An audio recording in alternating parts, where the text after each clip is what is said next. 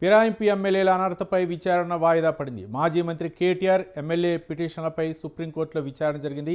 ఒక MLA BRS నుంచి గెలిచి ఎంపీ ఎన్నికలో కాంగ్రెస్ నుంచి పోటీ చేశారని కేటీఆర్ తరపు న్యాయవాది వాదనలు వినిపించారు. అయితే ఎమ్మెల్యేల అనర్హతపై విచారణలో సుప్రీంకోర్టు కీలక వ్యాఖ్యలు చేసింది. పార్లమెంటరీ ప్రక్రియను ప్రెస్టేషన్కు గురిచేయొద్దని, ప్రజాస్వామ్యంలో పార్టీలకు హక్కులు ఉంటాయని పేర్కొంది. అనంతరం తదుపరి విచారణను ఈ నెల 18కి వాయిదా వేసింది సుప్రీంకోర్టు.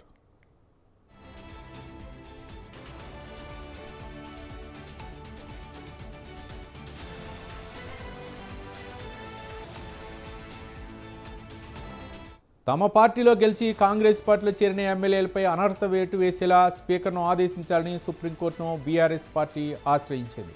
ఎమ్మెల్యేలు పోచారం శ్రీనివాసరెడ్డి, సంజయ్ కుమార్, కాళీ యాదయ్య, బండ్ల కృష్ణమోహన్ రెడ్డి, ప్రకాష్ గౌడ్, గూడెం మహిపాల్ రెడ్డి, అరికపుడి గాంధీలపై చర్యలు తీసుకునేలా అసెంబ్లీ స్పీకర్కు ఆదేశాలు ఇవ్వాలని కోరుతూ BRS working president KTR writ petition దాఖలు చేశారు. అదేవిధంగా ఎమ్మెల్యేలు దానం నాగేందర్, తెల్లం వెంకట్రావు, కడియం శ్రీహరిపై చర్యలకు ఆదేశాలు ఇవ్వాలని కోరుతూ ఎమ్మెల్యేలు పాడి కౌశిక్ రెడ్డి, కేపీ వివేకానంద గౌడ్ వేర్వేరుగా స్పెషల్ లీవ్ పిటిషన్లు దాఖలు చేశారు. అయితే ఆ 3 పిటిషన్లు కలిపి సుప్రీంకోర్టు విచారించింది.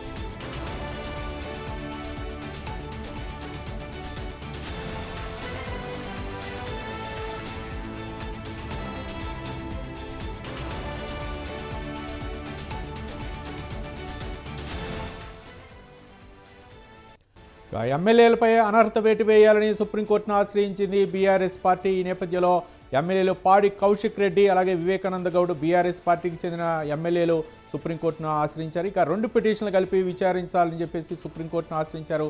ఈ నేపథ్యంలో సుప్రీంకోర్టు ఈ నెల 18వ తేదీకి వాయిదా వేసింది. దీనిపై మరింత సమాచారం మా కరస్పాండెంట్ సవీన్ ఫోన్ లైన్లో అందించడానికి సిద్ధంగా ఉన్నారు. సవీన్, 2023 అసెంబ్లీ ఎన్నికల్లో బీఆర్ఎస్ పార్టీ తరఫున గెలిచిన 10 మంది ఎమ్మెల్యేలు అధికార కాంగ్రెస్ పార్టీలో చేరారు. దీంతో వీరిపై హైకోర్టును ఆశ్రయించిన బీఆర్ఎస్ పార్టీ వీరిపై అనర్హత వేటు వేయాలని గత కొంతకాలంగా డిమాండ్ చేస్తోంది. ఇప్పటికే హైకోర్టు ఎమ్మెల్యేలపై చర్యలు తీసుకోవాలంటూ అసెంబ్లీ కార్యదర్శికి సూచించింది. అయినప్పటికీ స్పీకర్ చర్యలు తీసుకోకపోవడంతో బీఆర్ఎస్ పార్టీ సుప్రీంకోర్టును ఆశ్రయించింది. బీఆర్ఎస్ పార్టీకి సంబంధించిన ఎమ్మెల్యేలు పాడి కౌశిక్ రెడ్డి, కేపీ వివేకానంద గౌడ్ 3 ఎమ్మెల్యేలపై పై స్పెషల్ లీవ్ పిటిషన్ దాఖలు చేయగా BRS party working president KTR తర్వాత పార్టీ మారిన 7 ఎమ్మెల్యేలపై దీంతో మొత్తం 10 ఎమ్మెల్యేల పిటిషన్ ను ఈ రోజు సుప్రీంకోర్టు సంబంధించిన బీఆర్ఎస్ గవాయి ధర్మాసనం విచారణ చేసింది. దీంతో ఎమ్మెల్యేల తరపున అసెంబ్లీ సెక్రటరీ తరపున కేసును వాదిస్తున్న ముకుల్ రోహత్గీపై సుప్రీంకోర్టు సీరియస్ అయింది. అంటే ఎమ్మెల్యేలపై ఎప్పట్లోగా చర్యలు తీసుకుంటారంటూ స్పష్టం చేయాలంటూ ముకుల్ రోహత్గీని ప్రశ్నించింది. దీంతో ముకుల్ రోహత్గీ సుప్రీంకోర్టు బీఆర్ గవాయి సమాధానం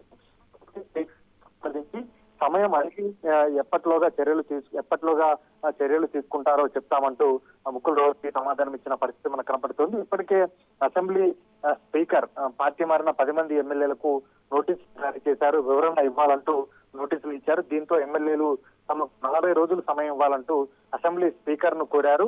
మరోవైపు బీఆర్ఎస్ పార్టీ తరఫున సుప్రీంకోర్టు సీనియర్ న్యాయవాది, రాజ్యాంగ నిపుణులుగా ఉన్నటువంటి ఆర్యమ సుందరం ఈ కేసును వాదిస్తున్నారు. ఇక అసెంబ్లీ స్పీకర్ తరఫున, ప్రభుత్వం తరఫున ముకుల్ రోహత్గీ ఈ కేసును వాదిస్తున్నారు. మరోవైపు పార్టీ 10 మంది ఎమ్మెల్యేలు సైతం సుప్రీంకోర్టులో ఒక పిటిషన్ దాఖలు చేసి సొంతంగా లాయర్ ను పెట్టుకొని విచారణ జరిపేందుకు సిద్ధమవుతున్నట్లుగా తెలుస్తోంది. మొత్తానికైతే పార్టీ మారిన 10 మంది ఎమ్మెల్యేల నియోజకవర్గాల్లో త్వరలోనే ఉప ఎన్నికలు రాబోతున్నాయంటూ గత కొంతకాలంగా BRS party working president KTR తో పాటు బీఆర్ఎస్ పార్టీ నేతలు మాట్లాడుతున్నారు. గతంలో మణిపూర్ ఎమ్మెల్యే విషయంలో సుప్రీంకోర్టు డైరెక్షన్స్ మేరకు, సుప్రీంకోర్టు తీర్పు మేరకు స్పీకర్ ఏ విధంగా అనర్హత వేటు వేశారు, ఇప్పుడు తెలంగాణలోనూ పార్టీ మారిన 10 మంది ఎమ్మెల్యేలపై అనర్హత వేటు తప్పదంటూ బీఆర్ఎస్ పార్టీ గత కొంతకాలంగా చెప్తూ వస్తోంది. అందులో భాగంగానే సుప్రీంకోర్టు ఈ రోజు విచారణ జరిపి ముకుల్ రోహత్గిని ఎప్పటిలోగా చర్యలు తీసుకుంటారో చెప్పాలంటూ స్పష్టం చేసి తర్వాత ఈ నెల 18వ తేదీకి ఈ కేసును విచారణ నిమిత్తం వాయిదా వేసింది. Right, thank you Sabeen.